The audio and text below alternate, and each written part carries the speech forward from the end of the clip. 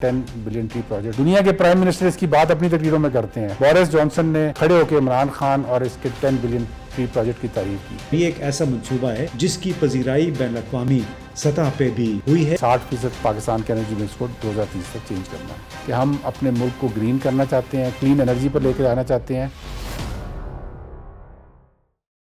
अस्सलाम वालेकुम दोस्तों, आप देख रहे हैं इम्तियाज़ गुल यूट्यूब। आज कुछ जिक्र हो जाए इमरान खान के बिलियन ट्री सुनामी का और उसके बाद जो उन्होंने दूसरा मंसूबा शुरू किया 10 बिलियन ट्री सुनामी, यानी 10 अरब नए दरख्त लगाने का मंसूबा। इस वक्त बिलाशुबा PTI की हुकूमत और ख़ुद इमरान खान नाराज़ अवाम और अपोजिशन के निशाने में है और उसका इजहार हमने देखा खैबर पख्तूनख्वा में बलदियाती इलेक्शंस के नताइज की सूरत में कोई अच्छा नतीजा नहीं रहा पार्टी के लिए और इस पे बहुत सारी कोताहियाँ भी देखने में आई हैं सामने।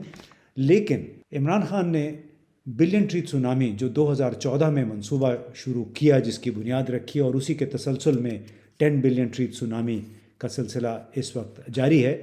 उसके तहत 2023 तक तकरीबन 4 अरब दरख्त लग चुके होंगे, कम से कम 4 अरब दरख्त लग चुके होंगे पाकिस्तान भर में। और ये एक ऐसा मंसूबा है जिसकी पजीराई बैनुल-अक़वामी सतह पे भी हुई है, बल्कि ग्लासगो में हाल ही में माहौलियाती उमूर के हवाले से जो कॉन्फ्रेंस हुई उसमें बरतानिया के वज़ीर-ए-आज़म बोरिस जॉनसन ने बाकायदा तौर पे नाम लेकर पाकिस्तान के वज़ीर-ए-आज़म का ये कहा कि जो लोग अपने मुल्कों में सरसब्स हरियाली देखना चाहते हैं उन्हें पाकिस्तान के वज़ीर-ए-आज़म इमरान खान की तकलीद करनी चाहिए। तो एक बहुत बड़ा कॉम्प्लीमेंट था इमरान खान के लिए, कतई नज़र इसके कि उस पर अपोजिशन किस हद तक एतराज़ात करती रही है, इसका मजाक भी उड़ाया जाता रहा है, बल्कि बहुत पढ़े लिखे लोग भी इस पर बाज़-औक़ात ऐसे एतराज़ात करते हैं कि इंसान की अक्ल दंग रह जाती है। हालांकि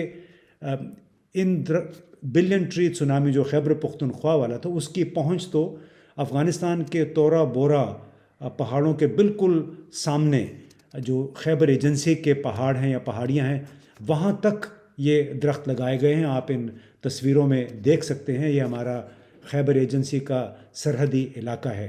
तो इसीलिए हमने सोचा कि क्यों ना मलिक अमीन असलम साहब से बात की जाए जो वज़ीर-ए-आज़म के खुसूसी मुआविन हैं। खैबर पख्तूनख्वा में 2014 में जो बिलियन ट्री सुनामी का सिलसिला शुरू हुआ उसकी तस्दीक बैनुल-अक़वामी तौर पे मशहूर और मुनफरिद इक़्तिसादी उमूर के एक माहिर इदारे वर्ल्ड इकनॉमिक फ़ोरम ने भी 2018 में की, यानी उस पे मोहर सबकी कि वाक़तन इतने दरख्त लगे हैं। लेकिन इसके बावजूद एतराज़ात का सिलसिला जारी रहा है और इसीलिए हमने सोचा कि क्यों ना इस हवाले से मलिक अमीन असलम साहब से बात की जाए जो माहौलियाती उमूर के हवाले से वज़ीर-ए-आज़म के खुसूसी मुआविन हैं।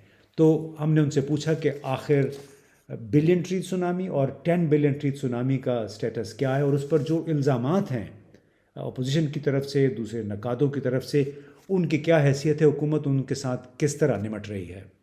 ये पाकिस्तान का वाहिद मंसूबा है, पब्लिकली फाइनेंस मंसूबा, जिसके अंदर हम एक थर्ड पार्टी ऑडिट कराते हैं। थर्ड पार्टी ऑडिट का मतलब ये होता है कि हुकूमत पाकिस्तान या हुकूमत KP की या हुकूमत पंजाब की ऑडिट नहीं करती, ऑडिटर जनरल इसका ऑडिट नहीं करता। इसकी ऑडिट हम करवाते हैं परफॉर्मेंस के ऊपर एक थर्ड पार्टी से। और थर्ड पार्टी कौन सी है? जो कि दुनिया में रिकग्नाइज्ड, एक्नॉलेज्ड और एस्टैब्लिश थर्ड पार्टीज़ हैं। हमने अपने बिलियन ट्री का ऑडिट करवाया था WWF से, जो कि इंटरनेशनली एक रिकग्नाइज्ड NGO है। और इस वक्त हम जो 10 बिलियन ट्री का प्रोजेक्ट है इसका हम परफॉर्मेंस ऑडिट करा रहे हैं 3 NGOs से, कलेक्टिवली उन्होंने किया हुआ है। IUCN है, WWF है और FAO है। ये तीनों क्रेडिबल ऑर्गेनाइजेशंस हैं फॉरेस्ट्री के अंदर, सबसे क्रेडिबल दुनिया की। तो वो इसका परफॉर्मेंस ऑडिट करती हैं और जो हमारे लोग हमें बता रहे होते हैं कि हमने 10 दरख्त लगा दी और 6 बचे या 4 बचे, उसको ये लोग डबल चेक करके हमें एक रिपोर्ट पेश करते हैं जिसमें बताया जाता है कि एग्जैक्टली कितने दरख्त लगे हैं, कितने बचे हैं। तो ये एक आई थिंक बड़ी यूनिक चीज़ है। और इसी की बदौलत मैं आपको ये बताना चाहता हूँ कि जो KP में प्रोजेक्ट हुआ था उसका PC1 बना था 22 अरब रुपये का 2014 के अंदर। गवर्नमेंट ऑफ KP ने डिसाइड किया जी कि 1 अरब दरख्त लगाने हैं, हमें 22 अरब रुपये चाहिए उसके लिए। जब ये प्रोजेक्ट ख़त्म हुआ تو اس میں 14 ارب کے اندر یہ پروجیکٹ ختم ہو گیا اور 8 ارب روپے واپس کیے گئے.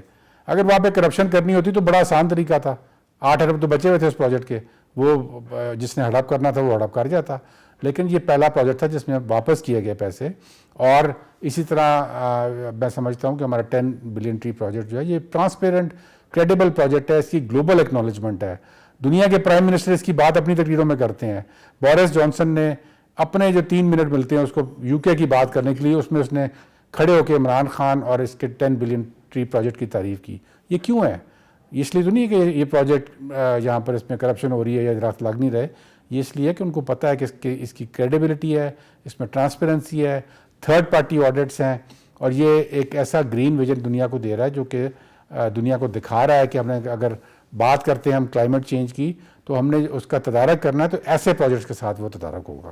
دوستو، ایک طرف تو درخت لگانے کی بات ہو رہی ہے, کاربن ایمیشنز یعنی جو کثافتیں ہیں دھوئیں سے اور کوئلے سے پیدا ہونے والی, ان کو کم کرنے کی بات ہو رہی ہے. دوسری طرف ہم درخت لگا رہے ہیں.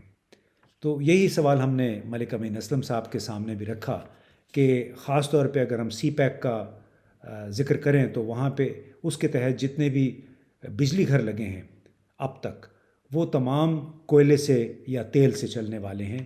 تو یہ کیا ایک تضاد نہیں ہے پاکستان کی پالیسی میں کہ مغربی ممالک میں جا کے ہم وعدہ کرتے ہیں کہ اپنے ماحول کی کثافتیں کم کریں گے, جبکہ چین کے ساتھ ہم نے گزشتہ 5-6 برسوں کے دوران تقریباً قریب معاہدے کیے نئے بجلی گھروں کے لیے. تو اس تضاد سے حکومت کس طرح نمٹ رہی ہے؟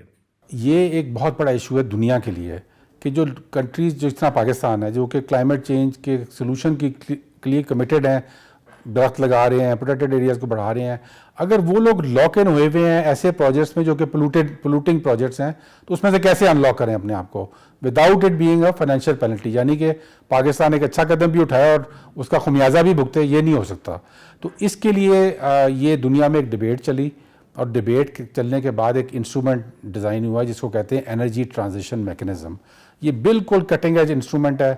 اس وقت یہ COP26 پہ تقریباً 1 مہینہ پہلے یہ لانچ ہوا ہے. ایشین ڈیولپمنٹ بینک نے اس کو لانچ کیا ہے, اور جو پہلے 3 ممالک ہیں جو اس کو پائلٹ کر رہے ہیں اس میں فلپینز ہے, انڈونیشیا اور پاکستان ہے. میرے پاس ایشین ڈیولپمنٹ بینک کا, جس طرح ہی میں پاکستان پہنچا ہوں واپس, ان کا باقاعدہ لیٹر آیا. ان کے ساتھ میری میٹنگ ہوئی تھی وہاں پہ. انہوں نے ایکنالج کیا کہ پاکستان کو ہم نے اس میں شامل کر لیا ہے. ہمارے کنسلٹنٹس کی ایک ٹیم جنوری میں آ رہی ہے, اور اس کے لیے انہوں نے $3 لاکھ رکھے ہیں جو کہ اس کو اسٹڈی کریں گے ہمارے انرجی سیکٹر کو. اور اسٹڈی کیا کریں گے, جو آپ نے سوال پوچھا کہ کون سے ایسے پروجیکٹس ہیں جو کوئلے پہ چل رہے ہیں یا ڈیزل پہ چل رہے ہیں یا فرنس آئل پہ چل رہے ہیں, جو کہ پولوٹنگ پروجیکٹس ہیں جن کو ہم بند کر سکتے ہیں, ریٹائر کر سکتے ہیں. اور وہ ADB پھر ان کو ریٹائر کرتا ہے, ان کو خرید لیتا ہے پروجیکٹس کو, اور آپ کو megawatt to megawatt renewable energy کی طرف شفٹ کر دیتا ہے. اور اس میں کوئی فائنینشیل پینلٹی ملک پہ نہیں پڑنے دیتا, تاکہ جو کیپیسٹی پیمنٹس ہیں آپ ان کی وجہ سے آپ ابھی تو ہم ان کو بند بھی کریں تو ہمیں 60% کیپیسٹی پیمنٹ کرنی پڑتی ہے ان کی.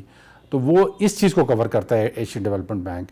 تو پاکستان نے اس میں پائلٹ کر دیا ہے, ADB اس کے ساتھ ہمارے ساتھ کمیٹڈ ہے, اور انشاءاللہ ہماری کوشش یہ ہوگی کہ جو پولوٹنگ پلانٹس ہیں ہم ان سے بھی باہر آ جائیں.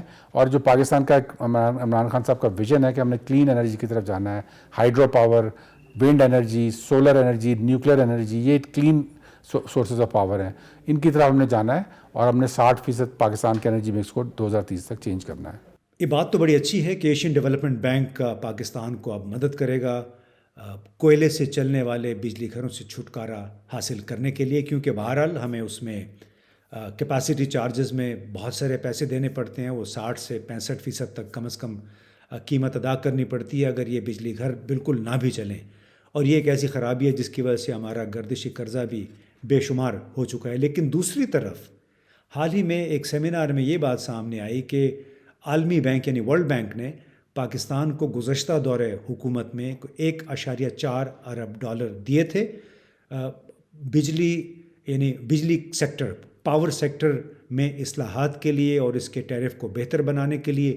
لیکن یہ پیسے جس انداز میں استعمال ہوئے اس کی وجہ سے پاکستان میں کوئلے سے چلنے والے بجلی گھروں کو مزید اس کی حوصلہ افزائی ہوئی, جس کے نتیجے میں آج ہم دیکھ رہے ہیں کہ اس وقت آدھے سے زیادہ بجلی گھر ہمارے جو ہیں وہ یا تیل سے چل رہے ہیں یا کوئلے سے چل رہے ہیں، جس کی وجہ سے ماحول نے تو خراب ہونا ہے اگر احتیاطی تدابیر نہ کی گئیں. تو یہ بھی ایک بڑی مشکل صورتحال ہے پاکستان کے لیے.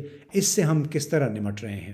دیکھیں، یہ آپ نے یہ بڑا اچھی بات کی. میں نے بھی رپورٹ پڑھی ہے، اس کی ساری ڈیٹیلز تو مجھے نہیں پتہ، لیکن جو اس کے مطابق ہے وہ یہ کہ 2014 سے 16 جو ان کی ایک اگریمنٹ سائن ہوئی تھی ان سالوں کے اندر، جس کے اندر وہ پالیسی لنک لینڈنگ کی انہوں نے کی تھی انرجی سیکٹر کے اندر، اور انہوں نے کہا تھا کہ جی آپ یہ پروجیکٹس لگائیں گے تو ہم آپ کو پیسے دیتے جائیں گے آپ کے بجٹ کے لیے. اور ان کے اندر کچھ پولوٹیڈ پروجیکٹس بھی شامل تھے. لیکن وہ تو ڈپینڈ یہ کرتا ہے نا جی کہ اس کو ہوسٹ کنٹری جب یہ کہہ رہی ہو، میں جب یہ کہہ رہا ہوں کہ میں نے تو ساہی وال کا پروجیکٹ لگانا ہے اور میں نے اس کو لگانا بھی امپورٹڈ کول پہ ہے اور میں نے اس کو لگانا بھی ایگریکلچر زون کے اندر ہے، تو ورلڈ بینک کیا کرے گا یا چائنا کیا کرے گا؟ یہ تو ہماری غلطی تھی کہ ہم نے ان کو غلط راہ پہ کہا کہ جی ہم چلنا چاہتے ہیں اس پہ اور آپ ہمیں اس کے لیے پیسے دے دیں. تو وہ غلط پرائرٹیز تھیں گورنمنٹ کی، جس کی وجہ سے یہ ڈیسیجنز ہوئے. اب ہماری پرائرٹیز ڈفرینٹ ہیں. اب ہم اس وقت بات کر رہے ہیں چائنا سے بھی کہ جی ہم نے ہائیڈرو پاور لگانی ہے. چائنا نے 2400 میگا واٹ کے سائنڈ فائنینشلی کلوز پروجیکٹس کوئلے کے اوپر جو تھے ان کو شیلف کیا، اور 3700 میگا واٹس انہوں نے ہائیڈرو پاور زیرو کاربن لگا کے دیے ہیں پاکستان کو. اسی طرح ورلڈ بینک کے ساتھ ہماری بات آج کل کیا چل رہی ہے کہ ہم نیچر بیسڈ لینڈنگ کی طرف جا رہے ہیں کہ ہم اپنے جو درخت ہیں یہ لگاتے جائیں گے، اور ورلڈ بینک ہمیں ان درختوں کے ٹارگیٹس میٹ کرنے کی عوض ہمیں اپنی لینڈنگ کرے گا.